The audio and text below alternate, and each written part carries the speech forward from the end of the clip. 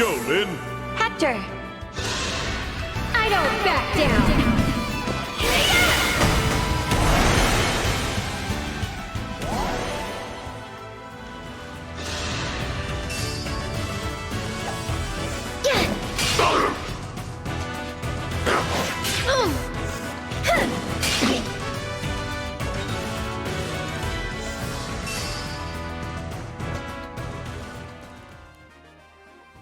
Hey everyone, I'm Rune.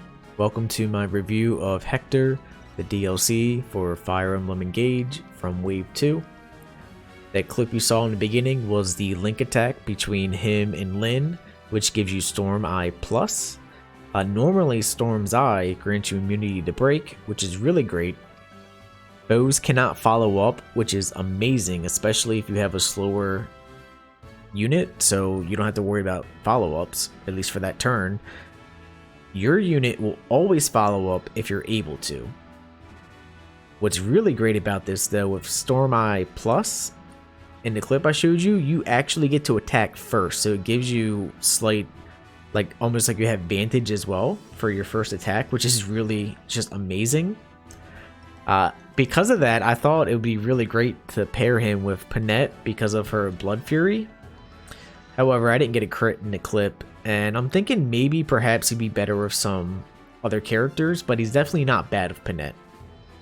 He has some amazing skills, so we'll go down to skills, talk about them, give you my thoughts, and just everything like that. But the type bonus, Storm's Eye, you get plus 20 crit when you had that active, so for that entire one turn, you'll get plus 20 crit, which is another reason why I thought he'd be good with Panette for the crit stacking. If you put him on Mystical, you don't get anything. Right now, I have my Luis as a Great Knight. So if you go to use Hector, this changes. So you gain immunity to freeze, which is okay, I guess. As the Dragon, your bonuses are two things. A, you get plus 50% chance not to get crit. That's what the DDG stands for, like the dodge in this game, which is pretty awesome. Oh, I'm sorry. And then Storm's Eye also prevents you from getting hit one time by a critical, which, I mean, with how much crit resistance you're getting, this kind of seems pointless in my opinion. And of course, if we put it on a covert unit, it gives you avoidance plus 30, which is pretty cool, but I can't imagine you would ever use him on a covert unit because his skills just don't go like that. On Quiet Depth, you don't get anything special.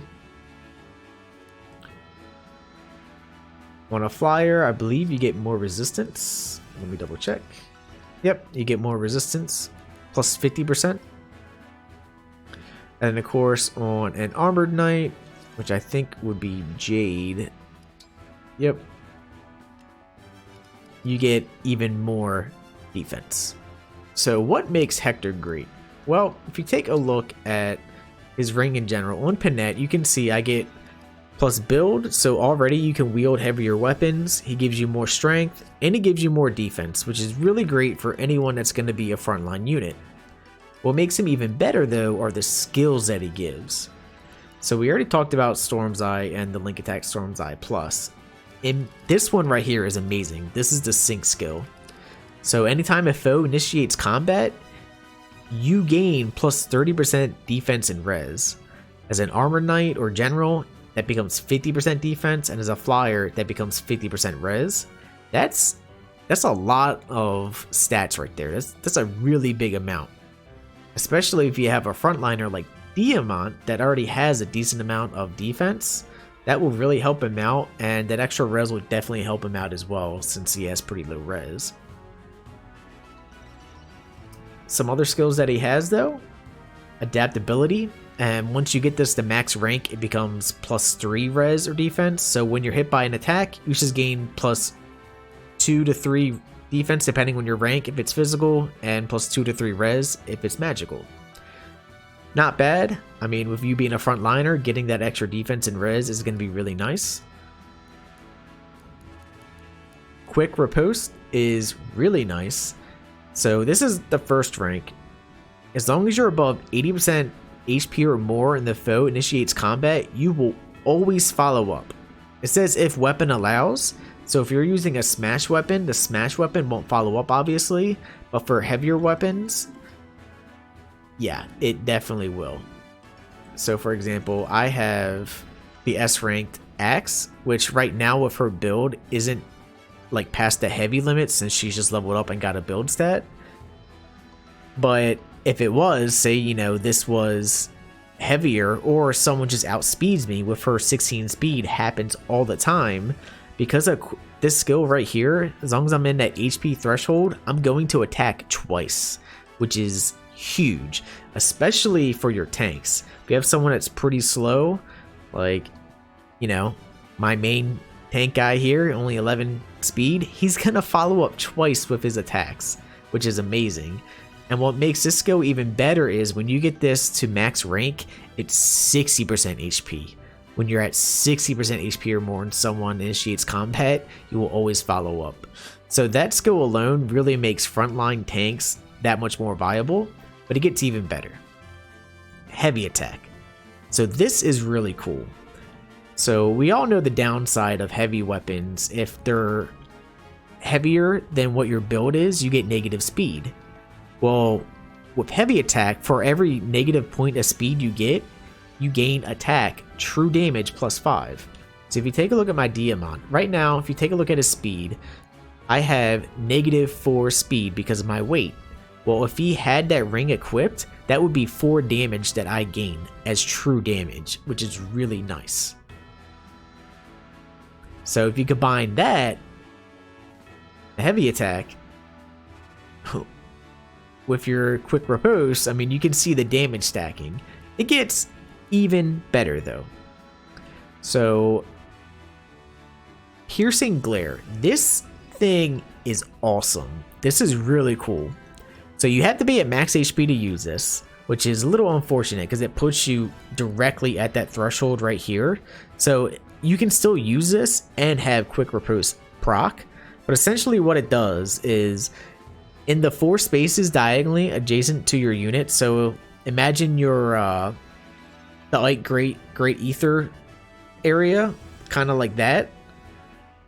Literally no one can enter it. So if you know, like, I'm about to get screwed, people are coming in, you proc that and people cannot get past your character. It is so sick. I haven't tested it out on thieves that have passed yet, but everyone else, this is amazing. It's so clutch, especially if it's on a tanky unit who's going to survive. So great. It's so good. Alright, let's go ahead and take a look at some of the skills you can actually inherit with him though.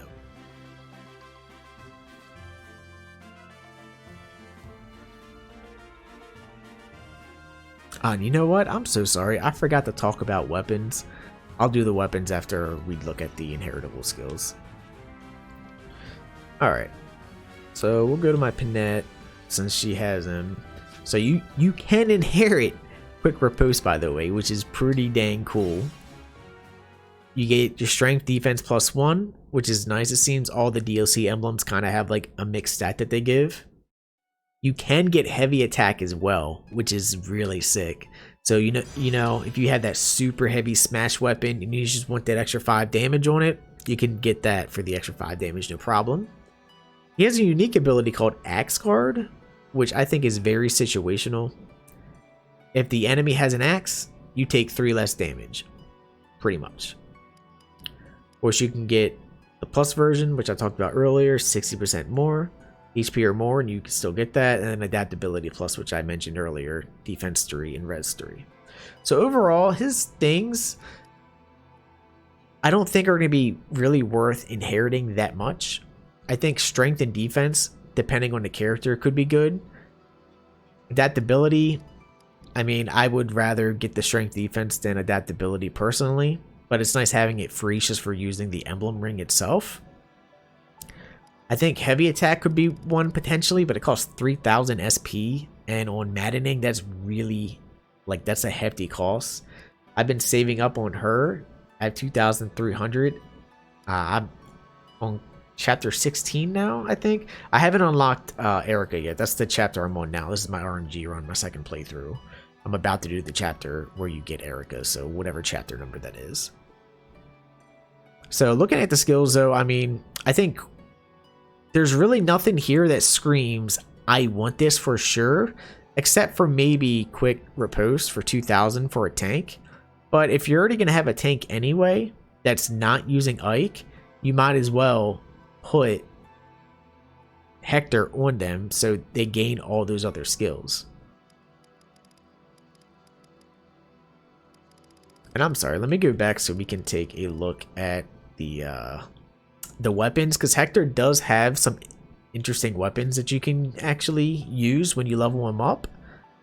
One of them is really cool because it's an attack or a weapon you can use close or range.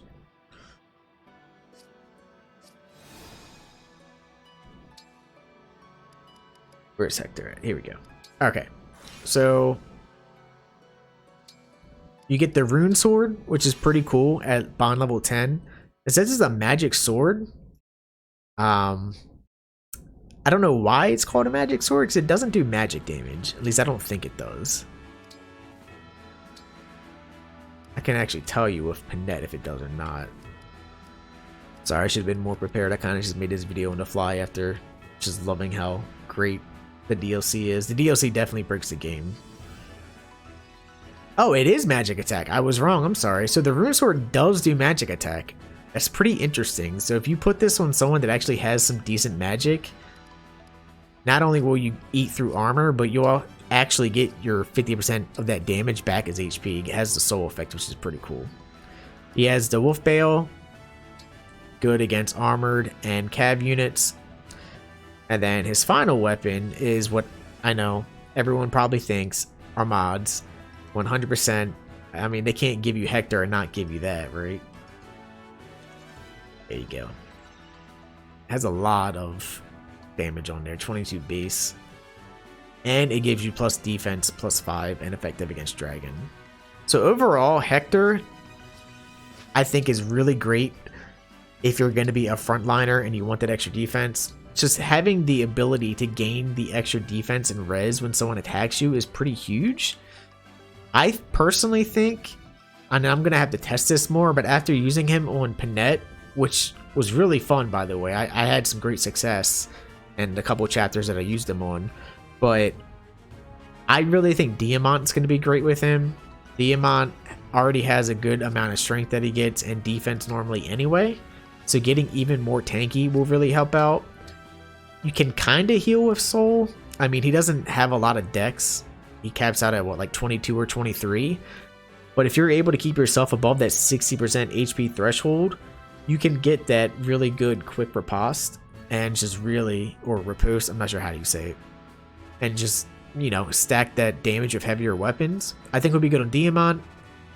I think he's going to be really great on Wyvern Flyers, which would be really nice because then they'll gain the extra res while also gaining all the extra defense as well. I think they're going to be pretty good on Great Knights.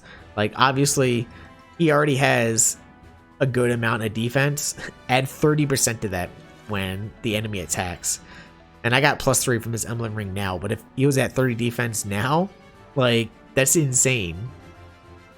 He's pretty good. And one thing to note, because he gives defense, build, and strength, Tamara, who I haven't used, because her build is just terrible. Her strength doesn't really get that high, but she has a really nice, unique skill when she goes into her next class to pick it. I think he will be really useful for her. Because she's always going to pretty much use weapons that are too heavy for her, getting the extra damage on it, especially from brave weapons, would be really huge. Plus, her personal skill can also proc off of each brave weapon hit as well. So, I think it will be especially good for her. Anyway, those are my thoughts after just playing with him a little bit. If you enjoyed the video, like and subscribe, and I'll do one for Camilla and Soren. At first glance, Camilla is, well, I'll save it for the next video. Thanks for watching.